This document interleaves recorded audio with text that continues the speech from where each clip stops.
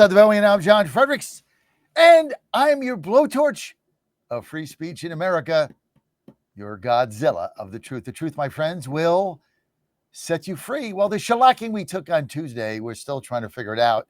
But now we got to move on to the midterms, and all I'm interested in is doing one thing: winning. That's it, winning.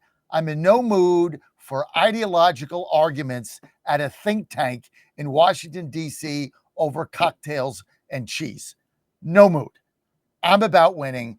I'm about taking it to them. I'm about getting turnout. I'm about getting redistricting in every place we can, fighting fire with fire, and getting rid of the filibuster. I'm in no mood to sit here and debate Obamacare. I'm just like, I'm in no mood because it's stupid. It is, I have the saying, drives Ann nuts. Maybe drives Christine Glassner nuts too. It is what it is. I mean, it is what it is. Obamacare is what it is. You're not going to fix it between now and the summer. I mean, you're just not going to do it. So just give the subsidies and be done with it. Then you have a debate over what comes next because everybody knew it was a lie from day one. Everybody lied about it. Obama lied about it. But meantime, you can't have people in January getting triple insurance bills. You will get pummeled in the election. It is as simple as that. I mean, I hate to be the bearer of honest news, but the truth, my friends, will set you free. Go with the subsidies for a year. Figure it out after that. Once you get the midterms and you hold it by one seat and you hold the Senate, you can govern. Otherwise, Trump gets impeached. Simple. That's why I'm here to give you the grace of clarity. Joining me now, Christine Serrano Glassner. I threw her maiden name in there in respect to her brother, who's my friend and a consultant, Mark Serrano. So we kind of tossed that in. But Christine Glassner with us, my Jersey girl. Christine, great to have you with us this morning. John, it's always great to be with you every time I'm on your show. Well, you look great today because the good news is like you're going to get paid again, right? Well, yes. I mean, that definitely is a great thing, but I just have to get a plug in there. IU won their game on Saturday. We went and saw the game. Very exciting. They're 10-0 right now. It wasn't the greatest game, but they still won, and that's what matters at the end of the day. So they're playing What Michigan game was this? Indiana? What game? Indiana University. Oh, that's right. You guys are you? Why are you a Hoosiers fan? Well, my daughter graduated from there last year. So we were basketball Hoosiers fans, but Hoosiers have never really had a strong football program. And they brought Coach Kurt Signetti in this past year, about a year ago, and he just turned the entire program around. And so now it's really exciting. You know what's amazing about it? My daughter told me this. We went to a few games and all the kids would leave at halftime, right? Because they just had no expectations or low expectations. And when Signetti came in, one of the first things he did was he started messaging and having all student emails go out to tell them, do not leave that game at halftime. You have to stay there. You can study later. And it was message after message. And those kids stayed.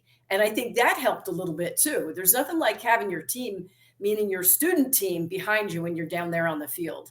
So it's really a lot of fun. It's great to be in a place where you're winning, and the kids are terrific. Even we went to Maryland. We just went to Penn State. Everybody's really great. I mean, You're we not were a going significant minority. to bring up the Maryland game, are you? No, I promise I won't. Thank you. But what I'm saying is the folks in the stands were wonderful. Everybody was really, really kind and courteous, and it's just great to be at a college football game. College Park, where my son goes now, as you know, where Joe pitches for the Terps. We really enjoyed it. It's great people, great alumni. We really enjoyed it. It's Big Ten football. We had a couple games sold out. The Indiana game was ugly. We have defensive issues, no depth. But look, you know what? You're 10-0 because at the end of the game you made a play.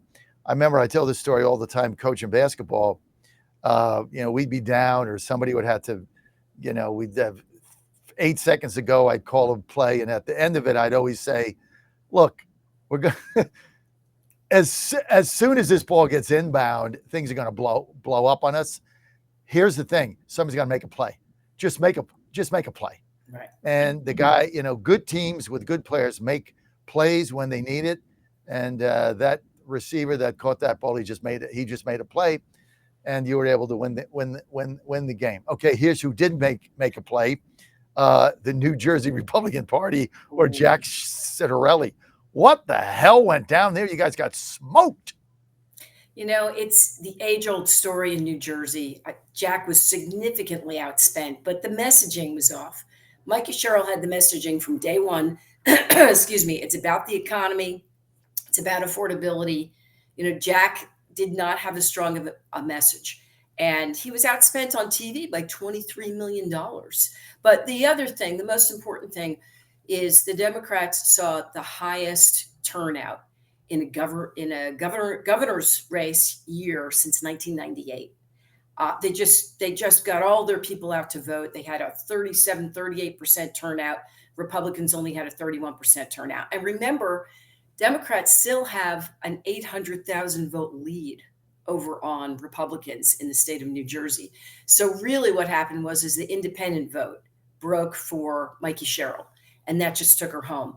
It's, you were talking a little bit ago about the Obamacare and benefits. And I can tell you, New Jersey, I can tell you what's going on there with state health insurance for state employees. And there's a lot of municipalities that are on that state program because they can't get insurance otherwise.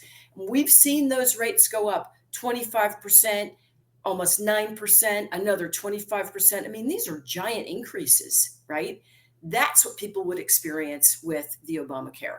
And they've got to understand that if you're coupling that with increasing electricity bills, it just becomes too much for families to bear, or for individuals to bear, for that matter. I mean, I've seen some towns, because you're capped there in New Jersey at a 2% cap on taxes, where the employees, although they might get, say, a 2% or a 2.5% increase in their salary, the health insurance rates for them have gone up so much that they're actually making less money in a given year.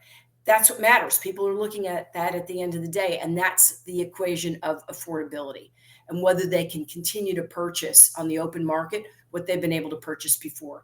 New Jersey, it's just not the case. And unfortunately, Jack wasn't able to make that message, have that message come across, and Mikey Sherrill was.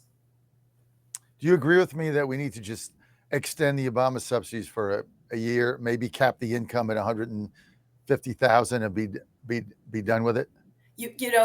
42 million people are on Obamacare subsidies, and not all of those folks are U.S. Native U.S. folks born in the United States, green card in the United States. And so that's a piece of what they have to look at. If they're going to cut it back, you can't just cut it off. You can't do that to people, because, as I just said, this is what we've seen in New Jersey. People end up being able to afford health insurance, but then they can't afford to go to the doctor because they can't afford to pay any more of the percentage of their income towards those medical costs. And so I just don't see turning it off is going to be the right answer. Certainly not for the midterms. It's not going to be the right answer, but it's about time. They've got to start coming up with some solutions. It's so simple. All they have to do is extend it a year, cap it at 150,000. Just cap it. If you make over 150,000, too bad.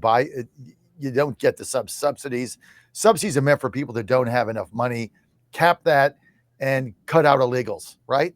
Just cut them out. It's two simple things. But no, Right. they're going to be arguing this into oblivion. You get Rand Paul wasting my time again. I mean, just do it and be done with it, because the reality is, if we don't, we get smoked, and then there's no country again, Christine.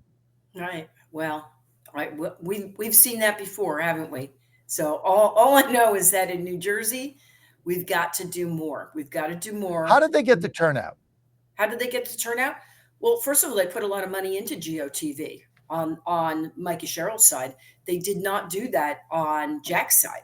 And again, I've seen this myself. It's not always as easy for a Republican to raise money there as it is for a Democrat to raise money in New Jersey. And so if you're raising more money, you've got more money to spend. The other thing that was interesting was, remember, for President Trump, you saw large numbers of Hispanics breaking to vote for Trump, large numbers of Asians voting for Trump. That didn't happen with Jack Ciattarelli this time. And they didn't invest in those communities. They did not get the message out there, whereas Mikey Sherrill's team did. So, you spend the money, you get the results, right? Unbelievable. It's just so sad when you look at both of these states. Virginia was a long shot from day one, but nobody expected the result that we got. Nobody expected that. And, there's a lot of blame to go around here. I got Scott Pio coming up. Pio coming up. He wants to oust the whole apparatus at the Virginia Republican Party. They haven't advanced. I was going to go. I'm not. I mean, I just can't do it. I ain't going. Oh, my goodness, Christine. Anyway, you got to go to work and you're going to get paid. Isn't that great? And then you get your back pay.